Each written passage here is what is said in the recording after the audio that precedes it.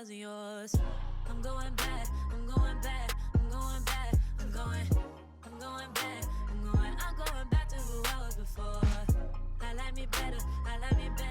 Hey guys, and welcome back to my channel. So Urban Decay has released a new naked palette. Yes, yet another one. But they're starting to look a little less naked and a little more, you know, like spring ready to wear. If you don't know what I mean because you haven't seen it yet, then let's go, y'all. So this is the new Urban Decay Naked Wild West palette. If you can't get an idea of what the inside looks like off the packaging, let me go ahead and open this up. You know, one thing they're gonna do is, you know, make their stuff look cute.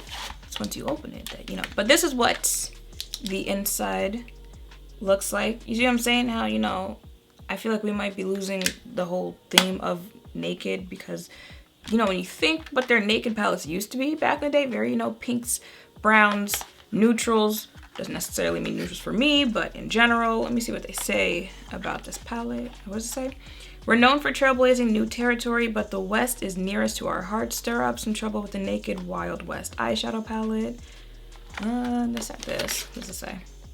100% vegan, desert-inspired neutrals.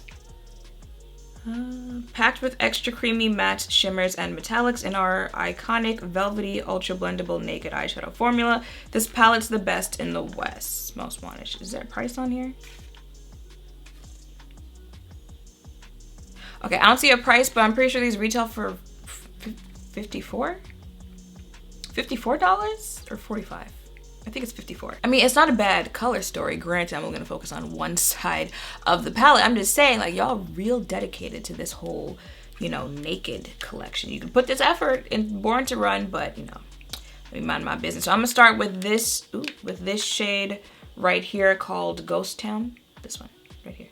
When I tell y'all the kickback was not playing in this one, I was like, oh, okay, that's the time that we're on today. All right, I see you. I sees you. Can you see that, actually, is the question. Then some of this whiskey shade in my crease.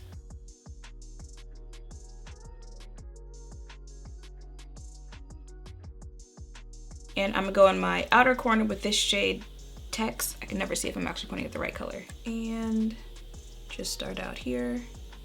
Bring it in a little, take it out a little.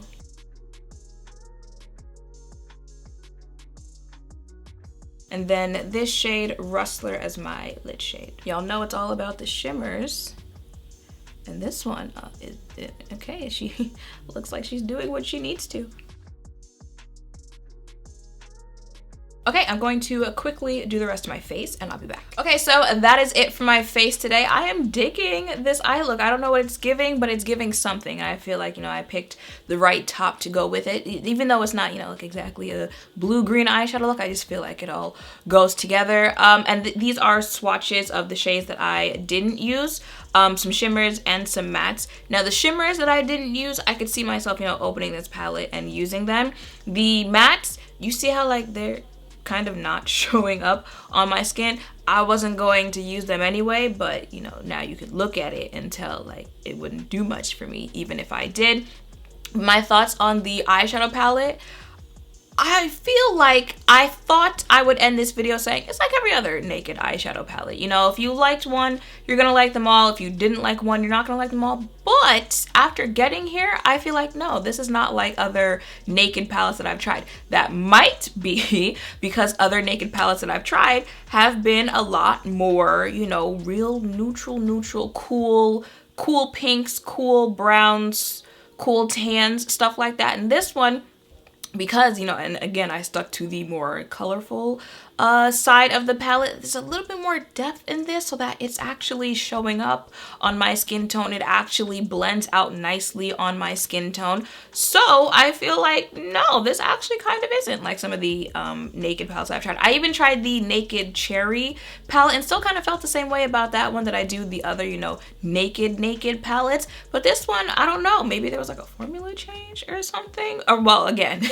I used the more colorful ones that have a little bit more depth, but you see how the colors that are more what they're used to putting out in their naked palettes look like how they look in the other naked palettes. So maybe they didn't change anything, and it's just, you know, adding that side, this side of the palette that's got me feeling like, okay, I see you there. But other than that, for the most part, I feel like this is kind of like all their other palette formulas.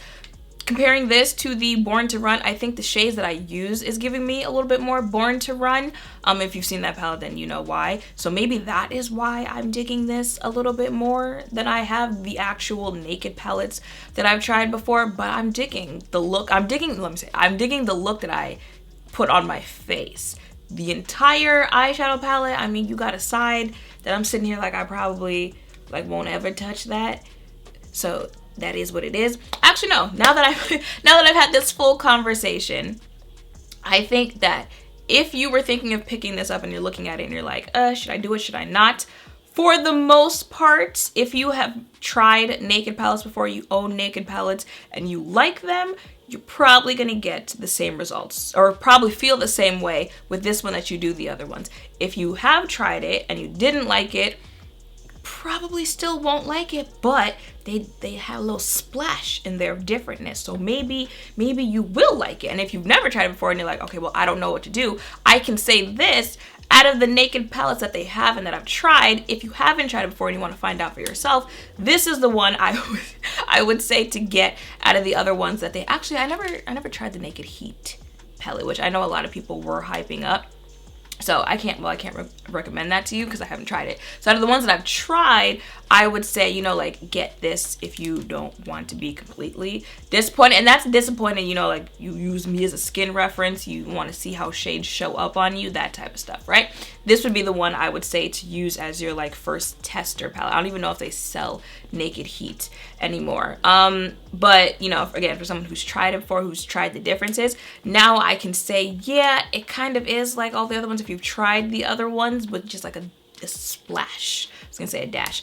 A little bit more of some depth in the other side of the palette. So, you know, maybe they should continue venturing off into Naked palettes that don't really fit the Naked collection molds, because, you know, as they do, well, again, with Naked Heat, Naked Cherry, those are the ones that, you know, people talked about a little bit more as far as them being a little more flattering to deeper complexions. So maybe they should venture out into extending the Naked collection. But you could also just, you know, like, not call it the Naked collection and come up with something else. But that is it for my face and my thoughts on this palette. So if you were thinking of picking this up for yourself, I hope my thoughts, seeing it on my face, has helped. Make sure to thumbs up, comment, subscribe, turn notification bells, all of that. Guess where down below. Thank you all for watching. I will see you in the next one. Bye.